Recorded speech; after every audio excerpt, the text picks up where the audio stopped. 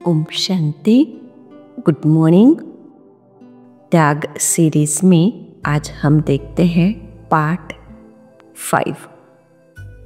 वाणी की डेट है 11/4/1982। तो इस पार्ट 5 में बाबा हमारा पूरा फोकस व्यर्थ का त्याग के ऊपर लेके जा रहे हैं। तो देखिए इसमें शुरुआत कैसे कर रहा है बाबा। तो बाबा शुरुआत में कहते हैं, आज बाप दादा अपने सर्व विकर्माजीत अर्थात विकर्म सन्यासी आत्माओं को देख रहे हैं। So what do mean by विकर्म? तो बाबा ने यहाँ 4 टोटल डेफिनेशन दी है। तो सबसे पहले डेफिनेशन में बाबा हमें बताता है विकर्म की डेफिनेशन। तो बाबा कहते किसी भी विकार के अंश मात्र के वशीभूत हो कर्म करना अर्थात विकर्म करना। फिर दूसरी डेफिनेशन विकर्म के अगेंस्ट सुकर्म। तो what do you mean by सुकर्म? तो बाबा कहता सुकर्म अर्थात श्रीमत के आधार पर कर्म करना। और जो तीसरी डेफिनेशन है विकर्माजीत, उसमें बाबा कह रहे हैं विकर्माजीत अर्थात विकर्म विकल्प के त्यागी। अभी बाबा इसको बहुत सुंदर एक्सप्लेन कर रहे हैं, जो पूरा पार्ट 5 का सार है, गाभा है, एकदम बहुत इम्पोर्टेंट। इसको बहुत गहराई से सुनेंगे और समझेंगे। तो विकर्म विकल्प के त्यागी मीन्स व्हाट? तो बाबा एक्सप्लेन कर रहा है। तो बाबा कहते हैं कर्म इंद्रियों के आधार से कर्म के बिना रह नहीं सकते। कर्म इंद्रिया कर्म के बिना नहीं रह सकते। तो देह का संबंध कर्म इंद्रियों से है और कर्म इंद्रियों का संबंध कर्म से है। Got it? बहुत अच्छे से क्लियर करते हैं ये बात को। देह का संबंध कर्म इंद्रियों से है, कर्म इंद्रियों का संबंध कर्म से है। तो बाबा आगे कह रहे हैं यह देह और देह के संबंध के त्याग की बात चल रही है।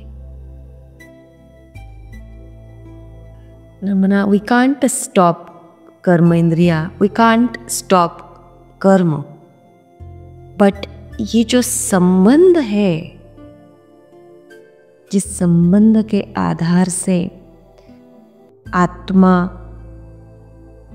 स्वयं को उस रिलेशन में, कर्म की रिलेशन में खुद को बांध लेती है, बंध जाती है, बाबा कहते वो संबंध का तुम त्याग करो। कर्म इंद्रियों से तो कर्म होना ही है, बिकॉज वो तो बंधायमान है ना। बिल्कुल कर्म इंद्रिया कर्म के बिना नहीं रह सकती। तो अगर ये देह का जो इसके साथ जो संबंध है, वो संबंध का तुम त्याग करो। तो कैसे? कर्म इंद्रियों का जो कर्म के साथ संबंध है, उस कर्म के हिसाब से विकर्म का त्याग।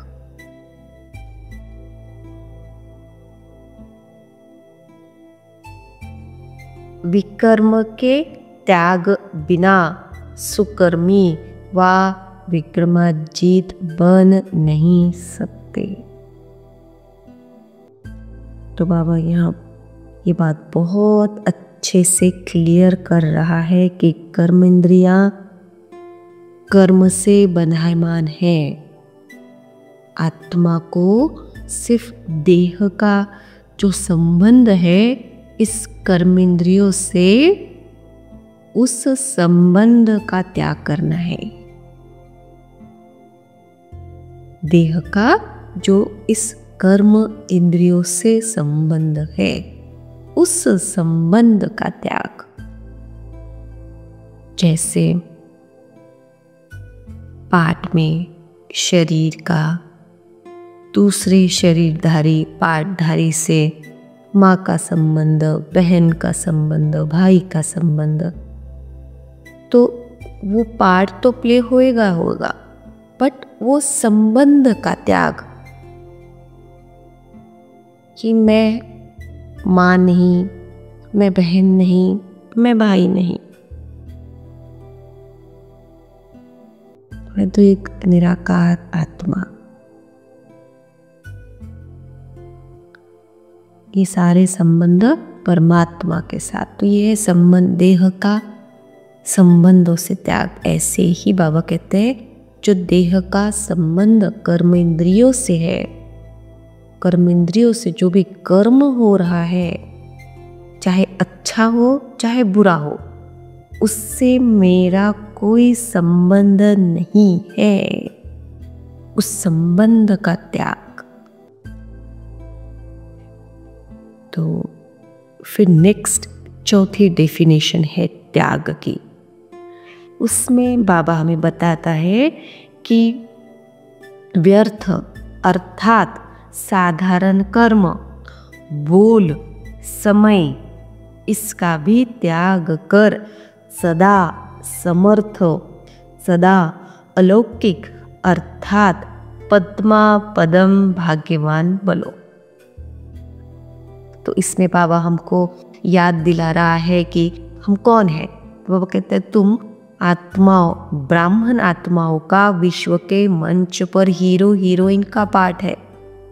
ऐसी हीरो पार्टधारी आत्माओं का एक एक सेकंड, एक एक संकल्प, एक एक बोल, एक एक कर्म हीरे से भी ज्यादा मूल्यवान है। तो बाबा बता रहा है कि भक्ति मार्ग में कैसे ये कनेक्टेड है। तो कहता है कि तुम्हारा एक सेकंड के दर्शन का भी मूल्य है, आपके एक संकल्प का भी इतना मूल्य है जो एक तक उसको वरदान के रूप में माना जाता है। तो बाबा कहता है समय का भी इतना वैल्यू है कि सिर्फ एक सेकंड दर्शन दे दो, ऐसे भक्त बोलते हैं। संकल्प, वरदान क्या है? संकल्प की वैल्यू है। आपके बोल की वैल्यू आज भी दो वचन सुनने के लिए तड़पते हैं। आपकी दृष्टि की वैल्यू आज भी नजर से निहाल कर लो ऐसे पुकारते रहते हैं। आपके हर कर्म की वैल्यू है। बाप के साथ श्रेष्ठ कर्म का वर्णन करते गदगद होते हैं। तो आप श्रेष्ठ आत्माओं का सदा डबल फल है, सदा डबल प्राप्ति है। भविष्य के पहले वर्तमान प्राप्ति है और वर्तमान के आधार पर भविष्य प्राप्ति है। तो समझा, डबल फल खाओ, सिंगल नहीं। अच्छा, ओम शांति। ये था हमारा पार्ट 5 त्याग सीरीज। वाणी की डेट 11 अप्रैल 1982। ओम शांति।